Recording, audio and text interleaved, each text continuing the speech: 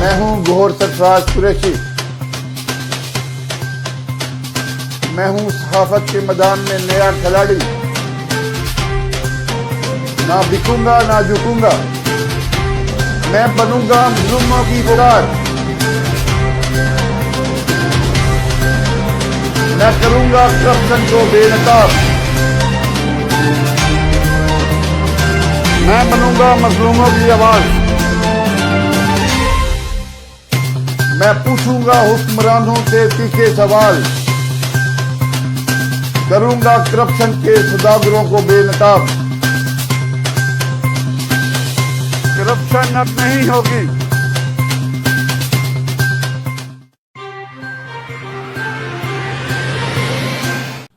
Now, I just briefly want to make the people understand how can anyone do something like this?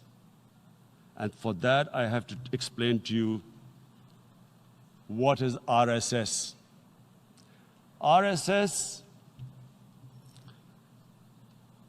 Mr. Narendra Modi is a life member of RSS. RSS was an organization that was inspired by Adolf Hitler and Mussolini, came about in 1925. They believed in racial purity, racial superiority. They also believed they were an Aryan race like the Nazi believed they were an Aryan race. All that I'm saying can be verified. This is the time of information revolution. You can Google all this, what I'm saying. But it is very important for me to explain this to you so you know what is happening in India. This RSS believed in the ethnic cleansing of Muslims from India. At one point, there was racial superiority of the Hindu race. Secondly, it was hatred for the Muslims and for the Christians because they believed that this golden age of Hindu civilization was stopped because of Muslim rule centuries back and then the British rule of India. So it was racial superiority and hatred for Muslims and Christians. This is openly stated. You look at the founding fathers of RSS, Golwalkar and Savarkar. Just Google them and you'll find out. And this ideology of hate is what murdered the great Mahatma Gandhi in 1948. It was this ideology of hate that made Narendra Modi in 2002 do a pogrom against Muslims in Gujarat when he was the chief minister. He allowed 3 days for these RSS goons who were inspired by the Hitler brown shirts. They actually wear brown shirts. This RSS, the Congress Home Minister gave a statement that in RSS camps, terrorists are being trained. And these terrorists butchered 2,000 Muslims and 150,000 Muslims were made homeless. Narendra Modi could not travel to the US because of that. And I need to make you understand this background before I explain to you that what sort of a mindset would lay siege to 8 million people with 900,000 troops. Women, children, sick people, locked in as animals. In fact, of what I know of England, if 8 million animals were locked in, the RSPCA would have made a lot of noise about it. These are human beings.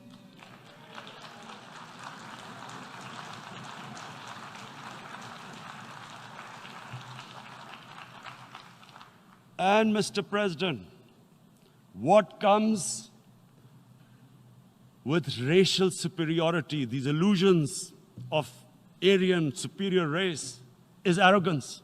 The two go together.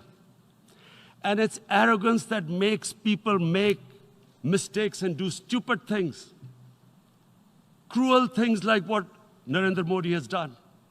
It's sheer arrogance. And it's arrogance that has blinded him from the fact that what is going to happen when the curfew is lifted. Has he thought about it? This hasn't been thought through. What is he going to do when he lifts the curfew? Does he think that people of Kashmir will quietly accept the status quo because India has changed the constitution and taken away the special status? They'll accept that? Mr. President, 100,000 Kashmiris have died in the past 30 years because they were denied the right given by the United Nations, the right for self-determination. 100,000 have died and 11,000 women have been raped. There are two United Nations human rights reports on this. The world hasn't done anything because India is a huge market, 1.2 billion people. Sadly, the material prevails over the human. But this has serious consequences. Again, I repeat, that's why I'm here. Look, what is going to happen when the curfew is lifted will be a bloodbath. The people will come out. There are 900,000 troops there. They haven't come to, as Narendra Modi says, he's done this for prosperity of Kashmir. This is supposed to be for the development. These 900,000 troops, what are they going to do when they come out? There'll be a bloodbath. Has he thought it through what happens then? Mr. President, has anyone thought that what happens when there is a bloodbath? What do you think the impact will have on people of Kashmir? What do you think they will think? The way they have been boxed in their houses, treated like worse than animals, no rights. Thousands of all the political leadership has been arrested, taken out of Kashmir. Even those Kashmiri leaders who were pro-India have been taken out. 13,000 boys have been picked up and taken to God knows which destinations. So what do they think? What will the people of Kashmir do when they lift the curfew? They will be out in the streets. And what will the soldiers do? They will shoot them. They've already used pellet guns, blinded young boys. In the last 6 years, the 5 years, the oppression that has gone on in Kashmir. And so, Kashmiris will be further radicalized. Mr. President, there will be another Pulwama. And guess what? India will blame us. They're already blaming us. They're saying all this is happening because of Pakistan. One of their defense ministers said, there are 500 terrorists lined up on the border to go in. Why would Pakistan send 500 terrorists when there are 900,000 troops? What impact are they going to make? What will they do? And why don't we know that the moment there is some terrorist attack, all that will happen is there'll be further cruelty and oppression of the people of Kashmir. We will just give the 900,000 troops to further crush the people of Kashmir. And then we'll give the Indian government an excuse that, look, Pakistan is a terrorist state, and this mantra that has gone on, Islamic terrorism. The moment you use this catchword, Islamic terrorism, the whole world turns away. No one talks about human rights. You can do whatever you want, which is what has happened in Kashmir, because they keep using this word, Islamic terrorism. And this is what they're doing right now. What do we benefit from further increasing the cruelty on the people of Kashmir? And why would we want this? But there is no other narrative left for India. As when they lift the curfew, whatever happens, Pakistan will be blamed, and there is always a danger of another Pulwama. They will again they might come and bomb us again. And then another cycle might start. And what does Narendra Modi think that 180 million Muslims of India are thinking right now? Aren't they watching these Kashmiris stuck inside for 55 days they've been stuck in? Aren't they watching? What do you think? Don't you think that the Muslims will be radicalized in India? And I'm talking about 180 million people. And when they get radicalized, there will be some incident in India somewhere down the line. Again, we will be blamed. And I'm warning you right now, again, we will be blamed. And Mr. President, what about 1.3 billion Muslims who are watching this? And they know that it is only happening in Kashmir because they're Kashmiri Muslims. This is not happening to Kashmiri Hindus. They know that this is happening because of their religion. So what do you think they will be thinking? What do you think the Jewish community would think if there were, forget 8,000 Jews stuck like this? What do you think Europeans would think? What do we think? I mean, any human community, if their members are stuck like that, what do you think they will think? Are we a children of a lesser God? Is it not going to cause us pain? And then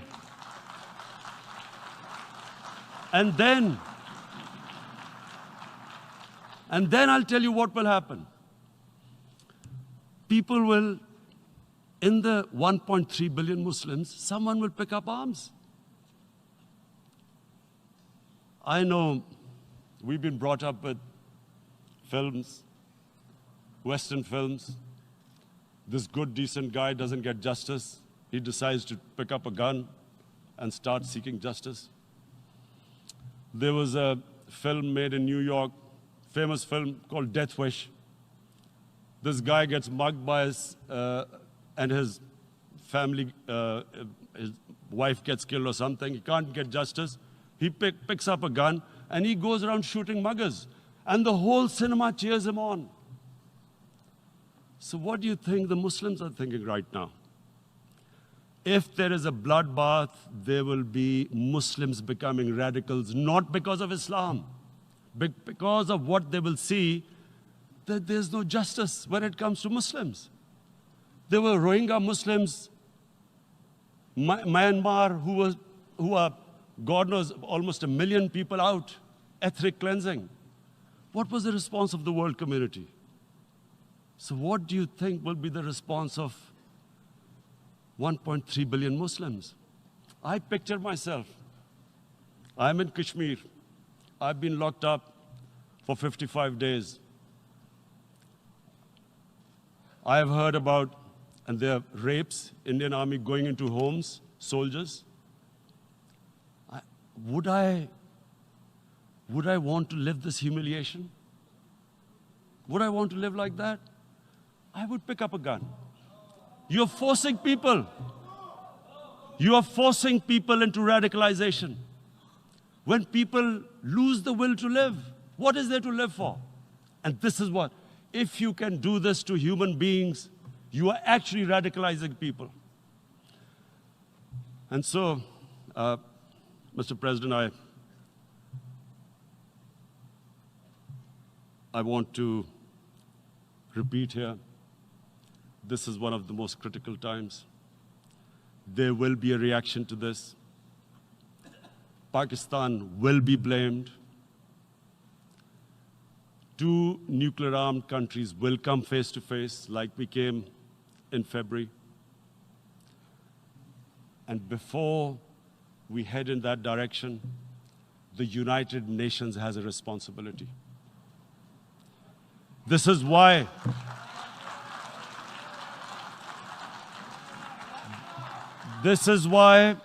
the United Nations came into being in 1945. You were supposed to stop this happening. I feel we are back to 1939, Munich. Czechoslovakia has been taken, annexed.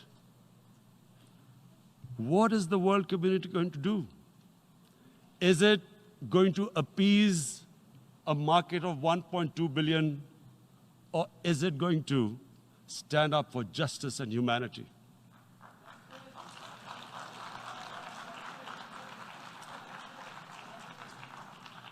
If this goes wrong, you hope for the best, but be prepared for the worst.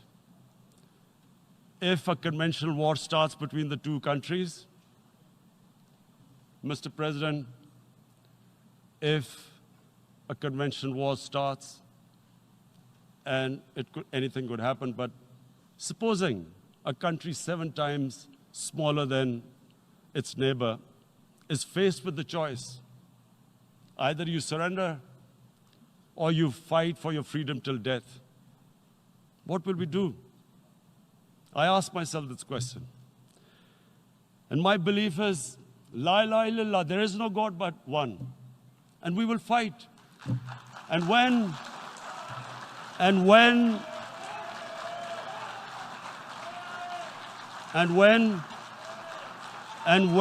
a nuclear-armed country fights to the end, it will have consequences far beyond the borders.